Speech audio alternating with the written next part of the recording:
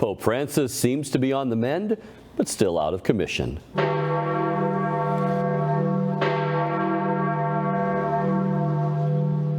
Joining us with this update on the Pope's health, Church Militant's Rome correspondent, Dr. Jules Gomes. Jules, how's the Pope feeling after his major surgery? He's awake, he's alert, and he's even joking, Brad. These are the words of the surgeon who operated on Pope Francis yesterday. So what is the good doctor actually saying, Jules? Well, the good doctor is a very good doctor. His name is Professor Sergio Alfieri, and he's performed some 9,000 operations. It was Dr. Alfieri who operated on Pope Francis and took out 33 centimeters of his colon 2 years ago. Now, Alfieri was very upbeat, and this is historic because he himself was allowed to address reporters yesterday at 7:30 in the evening, immediately after he had operated on Pope Francis. This was a 3-hour-long operation, Brad. And Alfieri says that he is fine. He will be able to live a normal life. He was operated on for incarcerated incisional hernia. Alfieri also said that whatever was inside was benign. He has no other diseases. He will be able to live a normal life.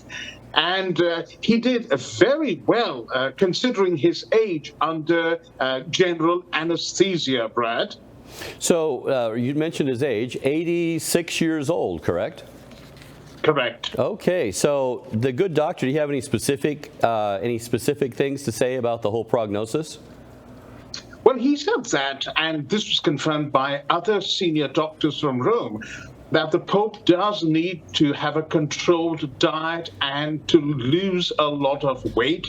He also said that Pope Francis needs to rest. Pope Francis does work very hard. I mean, since I've been here, I don't remember him, taking a holiday like the other popes used to do. He's an extremely hard worker. And he probably is going to have files brought to his bedside during the next few days. And Alfieri said that this sort of operation needs about 7 to 10 days for a full recovery, and really kind of pressed Francis to take rest during that period.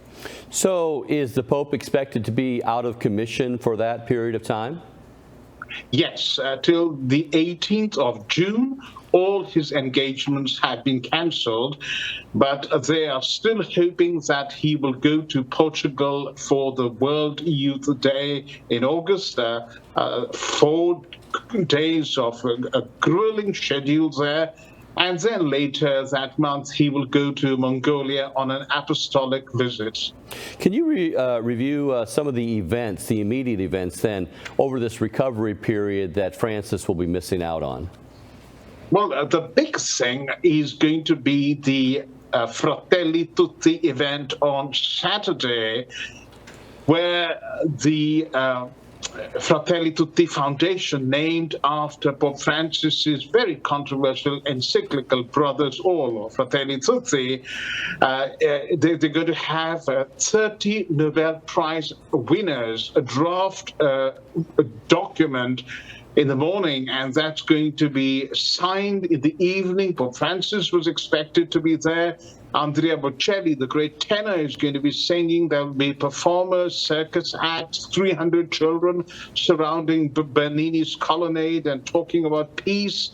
And this is one of Pope Francis's dream project, and it's going to be really a big blow for him to miss this very important event.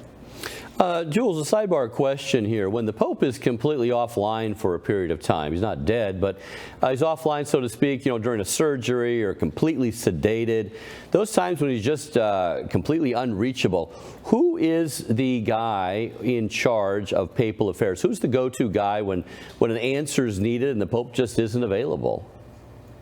It would be the Secretary of State, in this case, Cardinal Pietro Parolin. and all the administrative matters would pass to the Secretary of State, the Pope's second in command. He would obviously not take any quote-unquote papal decision, spiritually or ecclesiastically speaking, but the wheels of administration would continue to function under the Secretary of State. And then, say, the next shoe to drop would be, if the Pope did pass, could you review who would actually be in charge then? It wouldn't be the Secretary of State then, right? It would be, in terms of looking over the transition to the conclave and to the election of a new pope, it would be the Camerlengo.